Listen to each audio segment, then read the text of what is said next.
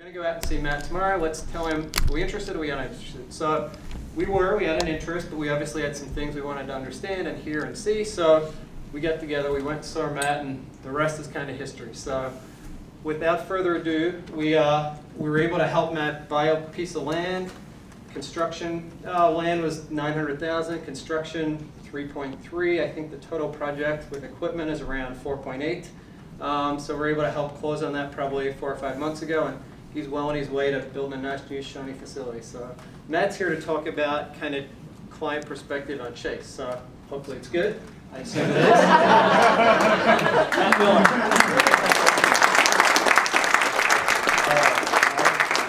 I'm going to stand up here if that's right with you guys. So the year is 1993, okay? The place is an elementary gym in Aurora, Illinois, all right? The Magic of the Wheatland Athletic Association are going against the Knicks of the Wheatland Athletic Association. It's a 4th grade basketball game, all right? And I'm a participant, okay? I remember I was on the Magic. We had our black Fruit of the Loom cotton shirt. All right, the Knicks had the orange one. This is before the $200 and $300 uniform package. Some of you guys got kids in youth sports, okay? It's probably $100 for the whole season, all right? And I don't remember a lot about the game. I was in 4th grade, okay? But I remember I caught the ball, and I took 2 dribbles. I stopped, and I shot. And the ball goes up, and I missed. And my response to the miss was to yell, "Shit!" Okay? At a young age, I think I had what they call an out-of-body experience, all right? I felt somebody tap me on my shoulder, but of course nobody was there. But I think I heard God, right? And I think he said, "Do you know what you just said? Like, do you know what you just did? I ain't got your back on this one," and dipped, right? I think he went to heaven or something, right? So the audience, ladies and gentlemen, this is one of the days when you played with your neighborhood friends, right? You went from basketball to baseball to soccer. You rode the bus together. You had sleepovers. My mom's in the audience, all right? My mom was an educator, 45 years, okay? She taught kindergarten, 2nd grade. I've had players come through my program that she taught that their parents have said, "Hey, my kid's scared of you." And I'm like, "I'm not scary, man. Chill out. It's okay." They're like, no. They're worried you're going to tell your mom that the kid's acting up in class still. I guess she cracked the whip on 2nd graders, okay? And the coach is none other than Marty Miller, my father, all right? I grew up under the household of yes, sir, no, sir. Take your elbows off the table when you're eating dinner. Take your hat off. Look me in the eyes when I'm talking. When a woman walks in the room, you stand up. When adults are talking, get out of the room. And if you talk in class, I'm leaving work, I'm coming up there, I'm going to pull your pants down in front of your class, and I'm going to spank you. I don't know if there's a word more intense than strict, stern, and disciplined, but if we invented that in the English language, I think it would be called Marty Miller, okay? So these are the 2 people that I decided as a younger version of myself to use profanity in front of, okay? I remember turning to run back on defense, and I kind of acted like my mom was like the shining light of the universe, and I couldn't really look at her, so I just kind of kept on going, all right? My body temperature is not at 98.6, around 60, so I should act like what I am, because I'm dead. This is over with, right? So then I hear my dad, okay, and my dad says, "Let's go. It's okay, buddy. Get back on defense. It's okay. Get back. And I'm running, and I'm like, did I just get away with saying a cuss word in front of my parents? So I only share that story for one reason, okay? Just to tell you guys that I cuss like a fucking sailor, so I'm sorry if I offend you guys, dude. I'm not in corporate America. I don't know the rules, all right? The year is 2006. I'm standing outside of Bellarmine University's gym, and I'm holding the papers to a professional basketball contract to go play in Manchester, England. But I don't know what to do, right? 2 months before I graduated, a month before that, I had taken the GMAT, and I actually got accepted back into their MBA program. And as a matter of fact, classes started in 2 weeks. So I don't know what to do, right? Because I consider myself a realist, right? I've been very objective with myself. And you and me, what are we, about 10 feet apart? All right, so if I come down, I don't get any taller, all right? So I knew that I was not going to retire off of basketball, okay? So I called my coach, all right? Coach, help me get there. And I said, "Coach, I don't know what to do." He's like, "Matty," because that's what they all call me in college, "you got to go play." And that's what my gut was telling me. And he said, "But this is the last time that I'm going to help you and tell you what to do.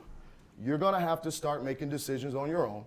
You're going to start having to prove to yourself that you can be trustworthy. Like, kid, in 10 years, you might be married. You might have kids. They're going to be dependent on you. You need to prove to yourself that you're dependable. And you're going to make some mistakes, and you're going to fail. And you'll find yourself on the ground, and you'll either have to dust yourself off and pick yourself up, or stay there and be a loser." The year is 2009. I'm in a hotel room in Aurora. I didn't have a place to stay at that point because I was still playing professionally back and forth. And I'm holding the paperwork with pride to a company that I just started, M14Hoops. I didn't know really what I wanted to do. I had a vague idea, but I thought that you were just supposed to start a company if that's really what you wanted to do, right? September 23rd. 8 years later, it's 2017, almost to the day, 2 weeks before, September 7th. I'm sitting with my broker. I'm sitting with my attorney. Across the table is the seller's representative broker and their legal advisor, and there's two gentlemen with Chase to my right. I just signed on a dotted line. I just closed a multi-million-dollar deal to start my very own basketball academy and build it from scratch. I just bought 5 acres, right? From the kid at the gym to the man that stands in front of you, I've had a lot of time to learn from the game of basketball.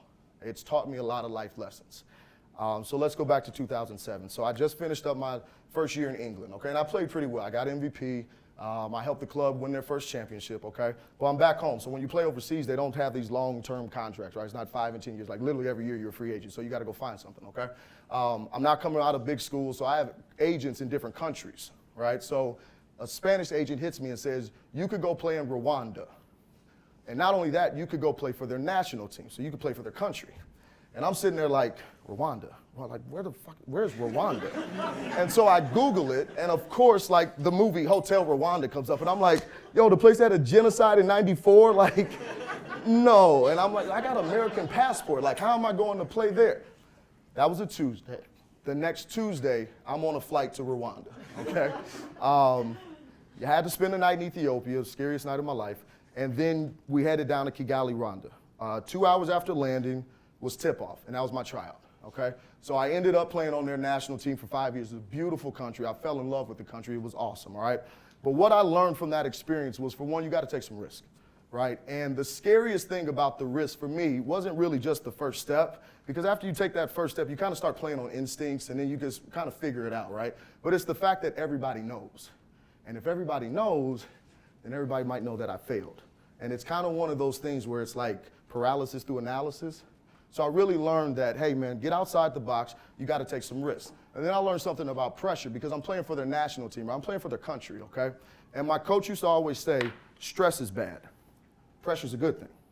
So the only way that you can make a diamond is through intense pressure, right? So in essence, the only way that you can become the greatest version of yourself is pressure.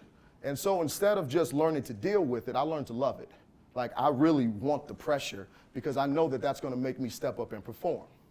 So I ended up playing there, okay, and I went back home to Louisville. All right, so that first time I was just playing for tournaments, and the tournaments we played in would go to the Olympics or you go to the World Games, right? The highest we ever finished was 9th. I come home and I get a hit from a Bosnian agent, so I can go to Shiroki, Bosnia, okay? I love the country. No, I don't mind. So I'm 2 hours from Sarajevo, okay? I go there, I try out, make the team. 30 days later, I get cut. All right, and the letter that they wrote about why I got cut was some of the harshest things that I've ever read about myself, okay? And so I kind of learned, like, man, you got to have some self-confidence, because people ain't always going to like what you do, right? They were right to cut me. I wasn't ready. I learned that a couple years later. I wasn't ready. It was a really high league, right? So instead of going home, I flew myself to Spain. So I had is there anybody from Spain? No? Okay, cool, just checking. All right, so I flew myself there. I had a teammate from England that was playing over there. So for the next 7 weeks, I was just emailing coaches, club teams, and agents. I would do like 10, 15 a day, and I would get a hit back and say, yeah, we're interested. Next day, no, we're not. Yeah, we're interested. No, we're not. Yeah, we're interested. No, we're not. Yeah, we're interested. No, we're not. Up and down, up and down, up and down, up and down. This is before I knew the term guarded optimism. So when it was up and I heard somebody wanted me and maybe come try out, dude, I was as high as can be. I was elated. When all of a sudden they told me, no, we signed somebody, or no, the coach doesn't want you, I mean, I was in the dumps. And the only way to describe it, I found myself looking at the Atlantic Ocean, because I was in Gijón, Gijon, right? The way I break down Spain is that's up north, Madrid's in the middle, Barcelona down south, right? So I'm up north and I'm staring at the Atlantic Ocean, 1 a.m, crying, holding a Bible, because I just can't figure out, like, why won't this work, okay? Then December 10th comes. And I get a hit, and there's a team in Spain that wants me to try out there in southern Spain. So I'm like, awesome. My birthday's December 11th. I knew you owed me something, life. Here we go, right? 7 weeks of disappointment. I'm good. Book my train ticket, 13-hour down, okay? 9:30, I packed my bags, because you gotta remember, I left America to go to Bosnia, so I had everything. Like 2 years later when I was pro, dude, I left with nothing. Like, you don't need all that stuff overseas. But this, I didn't know, right? It's my second year. So I had two 60-pound bags. I had my entire closet in it, and I had a 30-pound bag on my shoulders, right? Had my computer and everything else. 9:30, I get to the train station. I'm good. Got my music on. Life is good, right? 9:35, it's all good. No worries. 9:45 comes in, the train's not there. And I'm kind of nervous because, like, this is a 13-hour train ride. Like, there's supposed to be a train here, right? So I go back in the station. Nobody's working. It's 9:48. So now I'm starting to get a little panic, and so then I kind of leave the platform, and there's a street next to it that has some shops. It's 9:51. And so I'm going in, I'm trying to find a shop that's open, but it's 9:52 in Spain. Nothing's open. So I find a bar, and there's somebody that's actually open. There's a lady in there, and I run in there. I'm saying, excuse me, can you help me? Can you help me? I need to find my train. I don't know if I'm at the right spot. I got to try tomorrow. This is a really big deal. Please, please, please, could you help me? Could you help me? Could you help me? She takes the paper. She doesn't know you speak English, and she's like, okay? And I'm like, fuck. So I grab the stuff, I run outside, it's 9:55 now, and I'm just running down the street like, could somebody help me? I find a guy, dude, could you help me? Could you help me? Could you please, please, please, could you help me? Could you help me? He looks at the paper, his eyes get big, he grabs my bag and takes off running. There was nothing in me that said, this guy's trying to steal from you, and it's amazing that you can start reading body language and facial expressions. He was communicating, dude, you're at the wrong spot and you're about to be late. So we are running down the street, I'm chasing him, it's 9:57. He finds this weird stairwell, like, in the Zelda, like you guys know Zelda because we're all over it, right? So some weird, like he finds this, right? And I realize I'm on a platform now with two more tracks. See what happened, there was 4 tracks, 2 of them went back to the station I was at, 2 of them stopped at a station half a mile up the street. I was at the wrong spot and there was a little curve. So now we're sprinting, and we're sprinting down the track, sprinting. I see the curve, and it's December, it's not snowing, but it's raining. All right, and I'm sweating because I'm nervous and I'm running for my life. And then all of a sudden I see the train. And I don't know if the train is moving because I'm running so fast and it's bouncing. I remember that bag banging the shit out of my knee. And I mean like bang, 60 pounds just killing my knee while I'm sprinting. And then I see the train. I drop my bag and I take off in a dash and I'm gone. I'm like, wait, stop, wait, please. And I get there right where the train was supposed to be, watching it pull off. It was 10:02. I was 2 minutes late to my dream. Reality set in, and I realized that my bags were back on some platform, so I went back there and got it. The guy that was there, I said thank you. And I go back in the train station, and of course somebody's working at this train station. I book a ticket. They let me keep my bags there overnight, right? I booked it for the next day. And you gotta understand, man, it's cutthroat in Europe. You don't know if somebody's there to try out with you to make the spot. You don't know what's going on, right? So I don't even know if I'm gonna get a spot. And I remember I had a Nike black hoodie. It's raining. It's the fucking day before my birthday, man.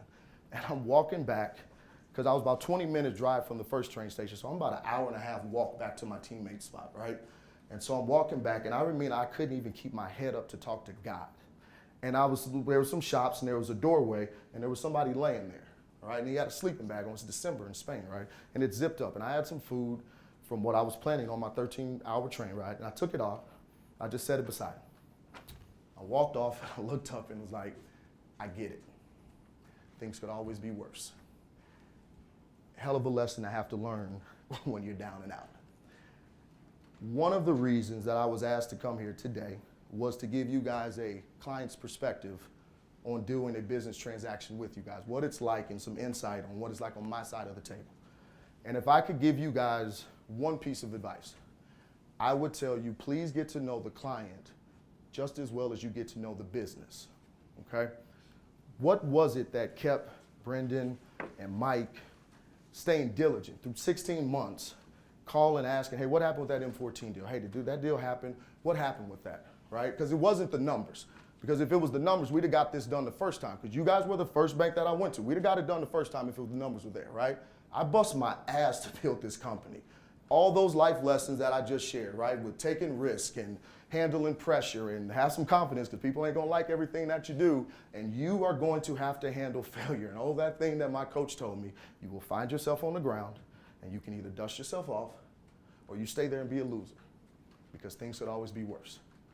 I would like to think that it wasn't just the business, but it had something to do with the business owner. Because I'll tell you, after you guys passed on the deal, I went to 12 other banks, all right? And they asked for 3 years projections. 3 years from previous. They asked for give me a business plan, give me the whole nine. Every one of them said no, right? Just no. But I can confidently tell you, even in the first time, I can't tell you how many times we went to lunch with Brendan, Mike, how many text messages, emails, phone calls. They came to a session and sat there for 2 hours and watched. All right, our sessions don't start till 5:15, okay? The next time that you guys have a deal, please look at the client. Please learn about them, right? Because you guys truly do hold the keys to the future. You guys can change the world. And I'm not blowing smoke up your ass. I'm telling you the truth.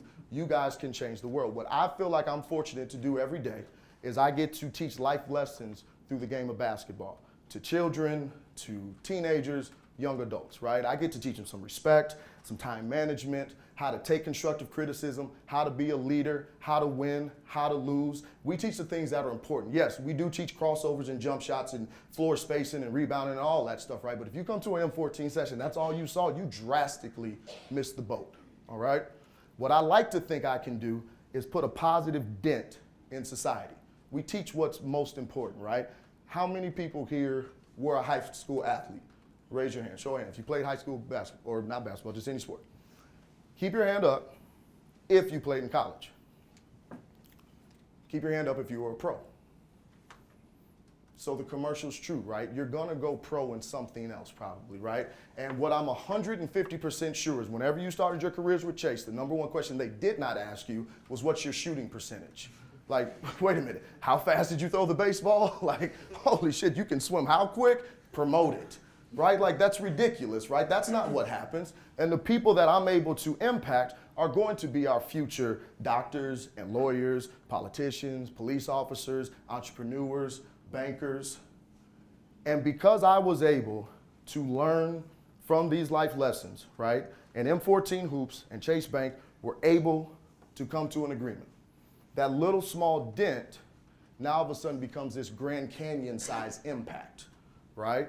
But that only happens if I learned those life lessons and was able to channel those into building a business, building a brand, and building a culture around it.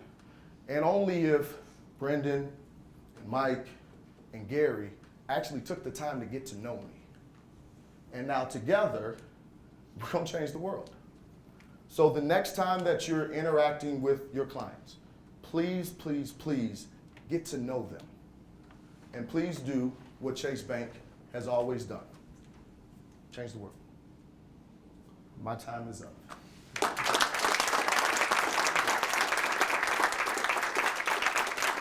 I was supposed to tell everybody, I was supposed to tell you guys to stay warm and have a good weekend before you clap, but it's all good. It was fine. Thank you, I appreciate it, guys, thank you.